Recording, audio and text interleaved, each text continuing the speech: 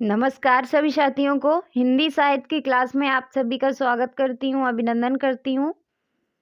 और आज के शस्त्र की परिचर्चा को शुरू करते हैं। आज के शस्त्र में हम महत्वपूर्ण क्वेश्चन करेंगे जो हमारे हर एग्जाम के लिए महत्वपूर्ण हैं। तो चलिए शुरू करते हैं आज के शस्त्र की परिचर्चा को। आज के शस्त्र का पहला क्वेश्चन है, 21 नंबर क्वेश्चन है हमारा, कि काव्य में उदात्त तत्व को सर्वाधिक महत्व जो है वो किसने दिया है। काव्य में जो है उदात्त तत्व को सर्वाधिक महत्व जो है वो किसने दिया है। प्लेटो ने, अरस्तु ने, इलियट ने, लोजाइनस ने। तो हमारे क्वेश्चन का जो सही आंसर है वो क्या हो जाएगा, तो ये हो जाएगा लोजाइनस ने। किसने दिया है? लोजाइनस ने। तो इसका राइट आंसर हो जाएगा डी। प्लेटो ने काव्य में कौन सा आदर्शवाद को और प्रत्ययवाद को माना है। अरस्तु ने काव्य में अनुकृति, विरेचन, त्रिसादी और अनुकरण को महत्व दिया है। अगले क्वेश्चन पे चलते हैं। क्वेश्चन नंबर 23 है, 22 नंबर क्वेश्चन।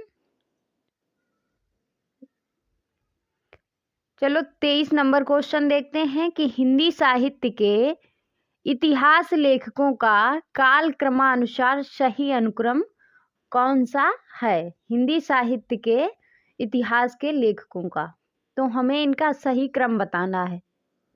तो सही क्रम जो इनका है वो कौन सा है? डी। मिश्रबंधु, रामचंद्र शुक्ल, रामकुमार वर्मा, रामस्वरूप चतुर्वेदी। मिश्रबंधुओं का जो समय है वो कितना है? मिश्रबंधु का जो समय है वो है 1913। कितना है? 1913। रामचंद्र शुक्ल का क्या है?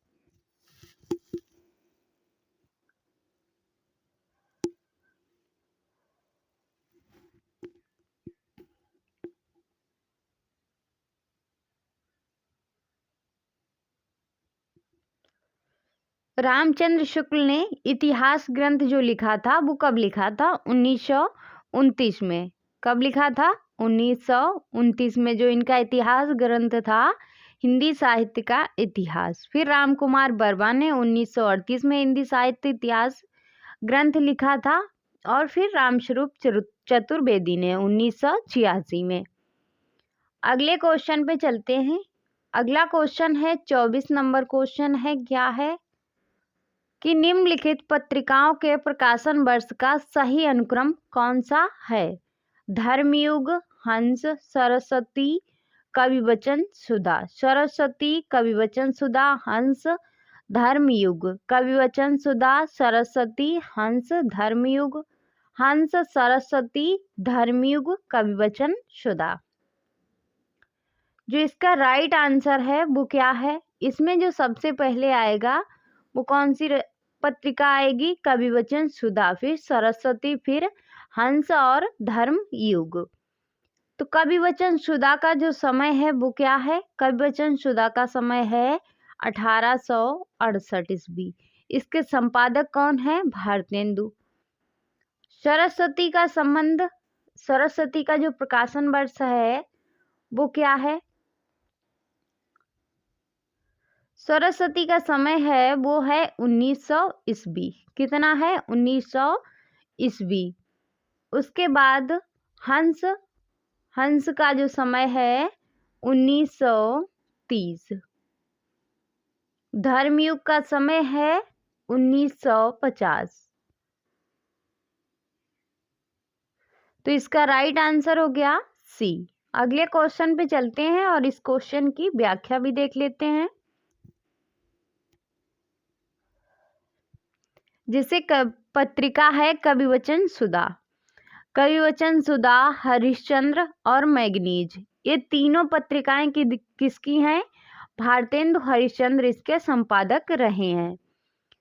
1868 में ये प्रकाशित हुई कविवचन सुधा। हरिश्चंद्र, मैगनीज ये 1873 में।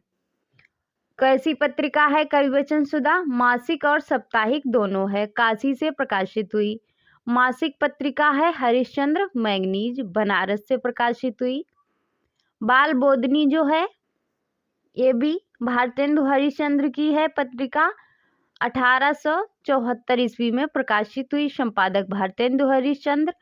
ये कैसी पत्रिका थी? मासिक। कहाँ से प्रकाशित हुई? बनारस से। सरस्वती 1900 ईस्वी इसका प्रकाशन वर्ष, चिंतामणि घोष इसके संपादक रहे, मासिक पत्रिका थी, काशी से प्रकाशित हुई। हंस 1930 इसके संपादक प्रेमचंद्र, मासिक पत्रिका थी, बनारस से प्रकाशित हुई। धर्मयुग 1950 ईस्वी में प्रकाशन वर्ष, धर्मवीर भारती संपादक रहे, साप्ताहिक पत्रिका थी, बंबई से प्रकाशित हुई। अगले क्वेश्चन पे चलते हैं। क्वेश्चन नंबर 25 है। 25 नंबर क्वेश्चन में क्या पूछा है कि निम्नलिखित रचनाओं का काल क्रमानुसार सही अनुक्रम कौन सा सही है?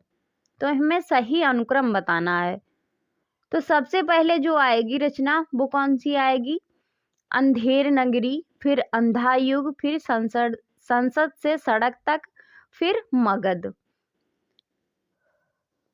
अंधेर नगरी जो है इसका समय क्या है? अंधेर नगरी का समय है 1881। इसके रचनाकार कौन है? भारतेंदु हरिश्चंद्र। और ये विधा कौन सी है? नाटक है। फिर है अंधा युग। अंधा युग का समय क्या है? अंधा युग का समय है 1955। क्या समय है? 1955। इसके रचनाकार धर्मवीर भारती हैं और ये एक गीत नाट्य है। फिर है सड़क से संसद से सड़क तक। इसका समय क्या है? इसका समय है 1972। रचना किसकी है? सुदामा पांडे धूमिल की है। कैसी है? विधा क्या है? काव्य है। मगध जो है ये किसकी रचना है? मगध जो है इसका समय पहले है वो है 1984। ये रचना किसकी है? श्रीकांत वर्मा की। विधा कैसी है? ये काव्य संग्रह है। तो इसका राइट आंसर होगा वो हो जाएगा हमारा ए। अगले क्वेश्चन पे चलते हैं। क्वेश्चन नंबर 26 है। 26 नंबर क्वेश्चन में क्या पूछा है कि निम्नलिखित उपन्यासों का रचना काल की दृष्टि से सही अनुक्रम कौन सा है? त्यागपत्र, सेवा सदन, मैला आंचल, आधा गांव, मैला आंचल, सेवा सदन, त्यागपत्र, सेवा सदन, त्यागपत्र, आधा गांव, मैला आंचल, सेवा सदन, त्यागपत्र, मैला आंचल, आधा गांव। तो इसका जो है हमें राइट आंसर बताना है। तो इसमें सबसे पहले जो रचना कौन सी है वो है सेवा सदन, फिर है त्यागपत्र, फिर मैला आंचल, फिर आधा गांव। सेवा सदन का जो समय है वो क्या है? सेवा सदन का जो समय है वो है 1918 ईस्वी। किसकी रचना है? प्रेमचंद्र की। त्यागपत्र का समय क्या है? त्यागपत्र का समय है 1937। किसकी रचना है? जैनेन्द्र की। फिर है मैला आंचल। मैला आंचल का जो समय है वो क्या है? 1954 ईस्वी। रचना किसकी है? फणीश्वरनाथ रेणु की। फिर है आधा गांव। आधा गांव का समय है 1966 ईस्वी। रचनाकार कौन है? राही मासूम रजा। तो इसका राइट आंसर हो जाएगा डी। अगले क्वेश्चन पे चलते हैं। क्वेश्चन नंबर 27 है। फिर से हमें वही क्रम से लगाना है। तो इसका भी कि रचना काल की दृष्टि से सही अनुक्रम में लगाना है। नाटक हैं ये सभी, तो मैं कौन सा इसमें सही होगा? तो सबसे पहले आएगा हमारा ध्रुव शामिनी। ध्रुव शामिनी, सिंदूर की होली, लहरों के राजहंस और 8वां सर्ग। ध्रुव शामिनी का जो समय है वो कितना है? ध्रुव शामिनी का समय है 1933। रचना किसकी है? जयशंकर प्रसाद की है। सिंदूर की होली ये जो है 1934 की रचना है। कब की है? 1934। इसके रचनाकार लक्ष्मी नारायण मिश्र। फिर है लहरों के राजहंस 1963। क्या है? 1963। इसके रचनाकार मोहन राकेश। फिर है आठवां सर्ग। आठवां सर्ग का समय है 1976। इसके रचनाकार हैं सुरेंद्र वर्मा। तो इसका राइट आंसर हो जाएगा सी। ये जो क्वेश्चन है आपके हर एग्जाम के लिए महत्वपूर्ण है, चाहे नेट जेआरएफ का हो, चाहे टीजीटी पीजीटी का हो, चाहे किसी भी कि रस सूत्रों 28 नंबर क्वेश्चन है कि रस सूत्रों के व्याख्याकारों का सही अनुक्रम क्या है। तो हमें सही अनुक्रम बताना है।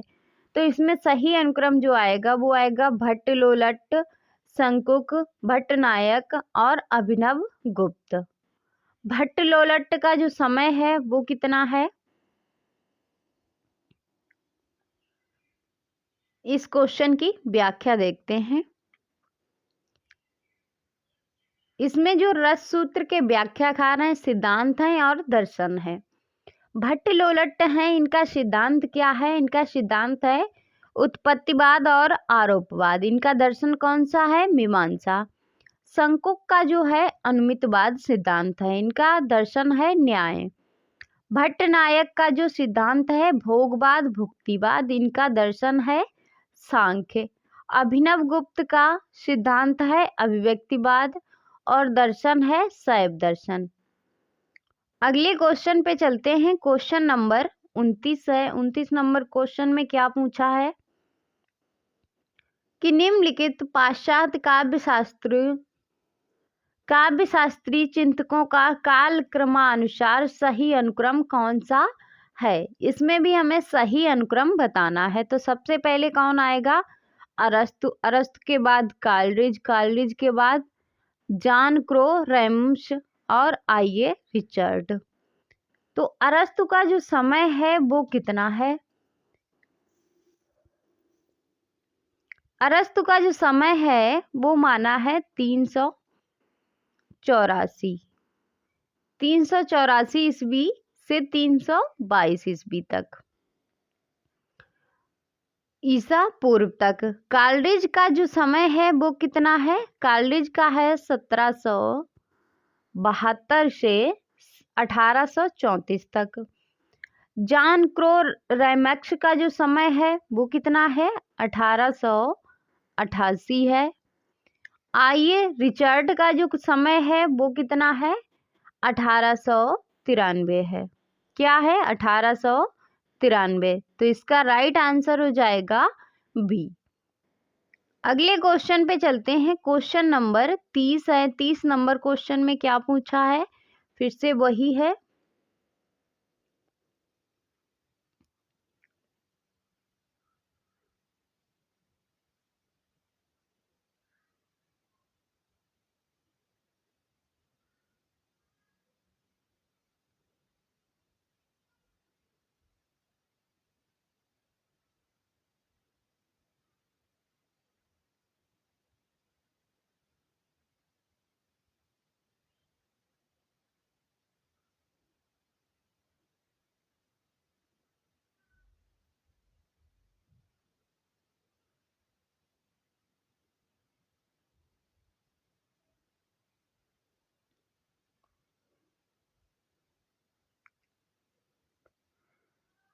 तीस नंबर क्वेश्चन में क्या पूछा है कि निम्नलिखित काव्य शास्त्री ग्रंथों का सही अनुक्रम कौन सा है।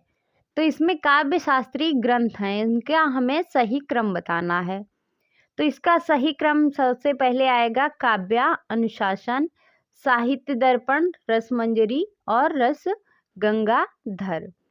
तो इसका समय क्या है? काव्य अनुशासन का जो समय है वो है 12वीं शताब्दी। ये रचना किसकी है? ये काव्य ग्रंथ किसका है? तो ये हेमचंद्र का है। साहित्य दर्पण है, इसका समय क्या है? 14 ईस्वी।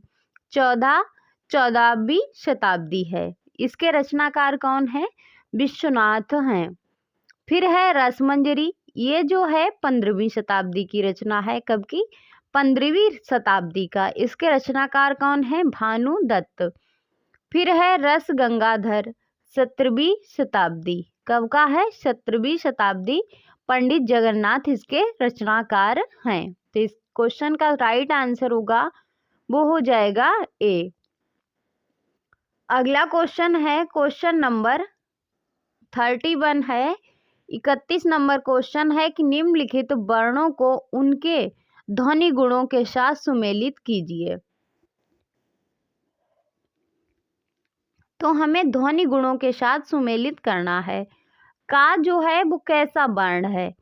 का जो है वो अघोष और अल्प प्राण है। कैसा है? अघोष और अल्प प्राण है।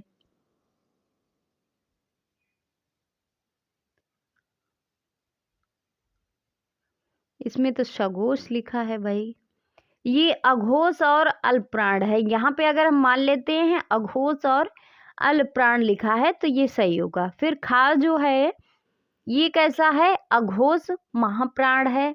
गा जो है वो सघोष और अल्प प्राण है। और घा जो है वो है सघोष महाप्राण। अगर यहाँ पर हम सघोष न मानकर अघोष मान लेते हैं तो हमारा ये ऑप्शन सही हो जाएगा। अगले क्वेश्चन पे चलते हैं। क्या है हमारा अगला क्वेश्चन? क्वेश्चन नंबर 32 है। 32 नंबर क्वेश्चन क्या है कि निम्नलिखित हिंदी के भाषाविदों को उनके ग्रंथों के साथ सुमेलित कीजिए। कामता प्रसाद गुरु, किशोरी दास वाजपेयी, उदय नारायण तिवारी, रामविलास शर्मा। तो इसमें से हमें बताना है कौन सा सही है, कौन किससे संबंधित है। तो हिंदी व्याकरण किसने लिखा? ये तो हर किसी को पता है कि ये कामता प्रसाद गुरु ने लिखा हिंदी व्याकरण। उसके बाद किशोरी दास वाजपेयी ने क्या लिखा? किशोरी दास वाजपेयी ने हिंदी शब्दा अनुशासन लिखा। तो ये हो जाएगा 4। उदय नारायण तिवारी ने कौन सा ग्रंथ लिखा? उदय नारायण तिवारी ने लिखा हिंदी भाषा का उद्भव और विकास। रामविलास शर्मा ने भाषा और समाज। तो पहले का दूसरा और दूसरे का चौथा हमारा किस ऑप्शन में है? तो ये है हमारा बी ऑप्शन में। तो इसका राइट आंसर हो जाएगा बी।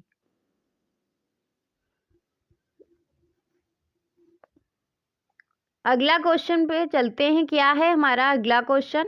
क्वेश्चन नंबर 33 है। 33 नंबर क्वेश्चन में क्या पूछा है कि निम्नलिखित काव्य ग्रंथों को उनके कवियों के साथ सुमेलित कीजिए। सूची 1 को सूची 2 के साथ सुमेलित करना है हमें। आत्मजयी किसकी रचना है? तो आत्मजयी है कुंवर नारायण की। किसकी? कुंवर नारायण की। धरती किसकी रचना है? धरती जो है वो है त्रिलोचन की। आंगन के पार द्वार किसकी है? अज्ञे की रचना है। धूप के धान किसकी है? गिरिजा कुमार माथुर की है। तो इसका राइट आंसर जो है वो क्या होगा? तो पहले का दूसरा किस ऑप्शन में है और दूसरे का चौथा? तो ये है हमारा सी ऑप्शन में। तो इसका राइट आंसर होगा सी।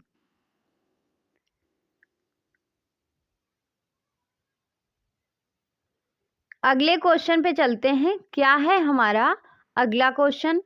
क्वेश्चन नंबर 34 है। 34 नंबर क्वेश्चन में क्या पूछा है? फिर से उसी प्रकार का क्वेश्चन है कि निम्नलिखित ग्रंथों को उनके लेखकों के साथ सुमेलित कीजिए। सूची 1 को सूची 2 के साथ सुमेलित करना है।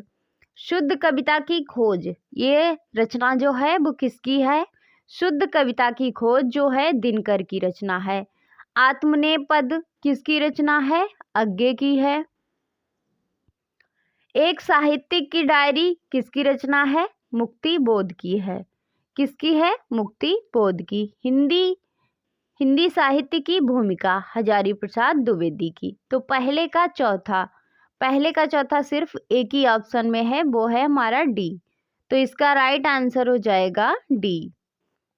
अगले क्वेश्चन पे चलते हैं। ये रही इस क्वेश्चन की व्याख्या। शुद्ध कविता की खोज दिनकर की रचना है, 1966 की है।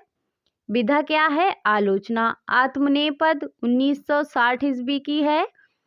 अज्ञे इसके रचनाकार हैं। निबंध संग्रह है। एक साहित्यिक की डायरी मुक्तिबोध की रचना है। विधा है डायरी। हिंदी साहित्य की भूमिका 1940 की है। हजारी प्रसाद द्विवेदी की रचना है। और हिंदी साहित्य का इतिहास है। हिंदी साहित्य का आदिकाल 1952 की है। हजारी प्रसाद द्विवेदी इतिहास ग्रंथ है। अगले क्वेश्चन पे चलते हैं। क्वेश्चन नंबर 35 है। 35 नंबर क्वेश्चन में क्या पूछा है कि निम्नलिखित काव्य पंक्तियों को उनके रचनाकारों के साथ सम्मिलित कीजिए। ये उपमान मैले हो गए हैं। ये उपमान मैले हो गए हैं। ये पंक्ति जो है वो किसकी है? ये पंक्ति तो अज्ञे की है। हम राज्य लिए मरते हैं, हम राज्य लिए मरते हैं। ये पंक्ति जो है मैथिली शरण गुप्त की है। उसके बाद है बतरस लालच लाल की। ये पंक्ति जो है वो किसकी है? बिहारी की। भक्ति ज्ञान है नहीं कछु भेदा। ये जो पंक्ति है वो किसकी है? तुलसीदास की है। तो पहले का पहला किस में है और बी का थर्ड। तो ये हो जाएगा हमारा बी ऑप्शन सही। तो इसका राइट आंसर हो जाएगा बी। अगले क्वेश्चन पे चलते हैं। क्वेश्चन नंबर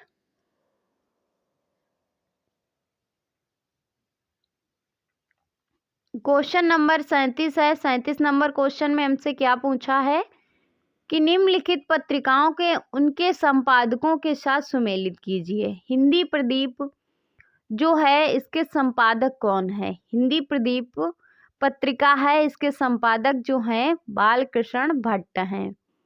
ब्राह्मण पत्रिका के संपादक हैं प्रताप नारायण मिश्र हैं। सरस्वती के संपादक कौन है? महावीर प्रसाद द्विवेदी हैं। वसुधा के कौन है? स्वयं वसुधा के राजेंद्र शर्मा हैं, पर राजेंद्र शर्मा तो ऑप्शन में ही नहीं दिया गया है, राजेंद्र यादव दिया गया है।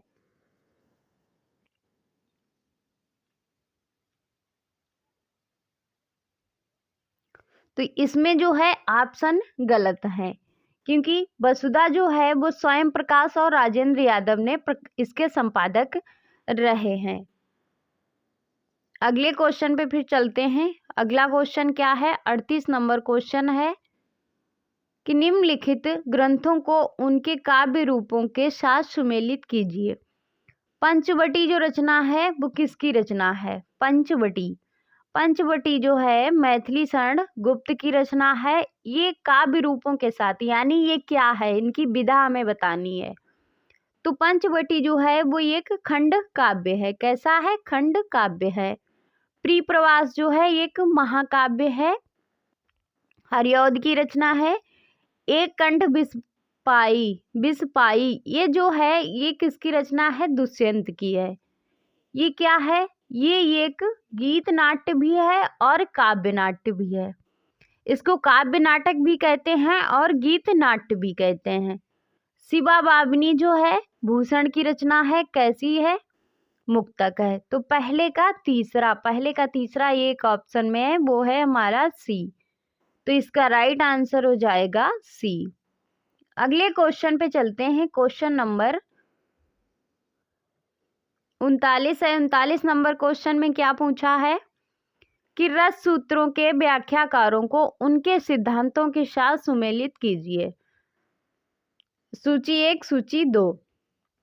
भट्टलोलट जो है इनका रस सूत्र कौन सा है?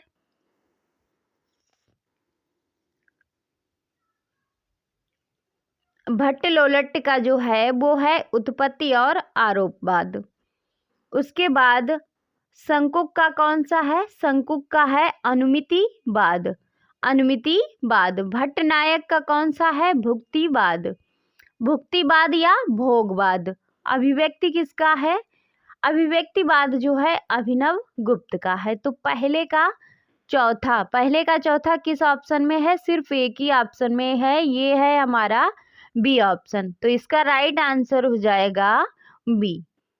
अगले क्वेश्चन पे चलते हैं। आज का लास्ट क्वेश्चन है, क्वेश्चन नंबर 40 है। 40 नंबर क्वेश्चन में क्या पूछा है कि निम्नलिखित पाश्चात्य साहित्य चिंतकों को उनके सिद्धांत के साथ सुमेलित कीजिए।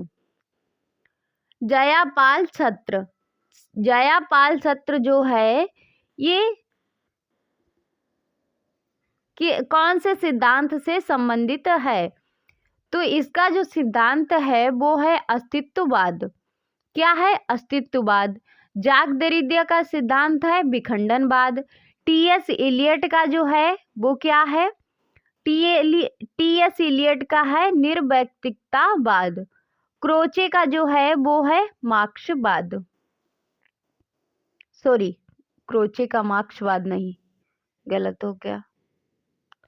क्रोचे का है अभिव्यंजनावाद। तो इसका राइट आंसर क्या होगा? पहले का दूसरा, दूसरे का तीसरा, ये हो जाएगा हमारा डी। तो इसका राइट आंसर हो जाएगा डी। तो ये था आज का शस्त्र। आज के शस्त्र को हम यहीं पे समाप्त करते हैं। मिलते हैं अगले शस्त्र पे, तब तक के लिए जय हिंद।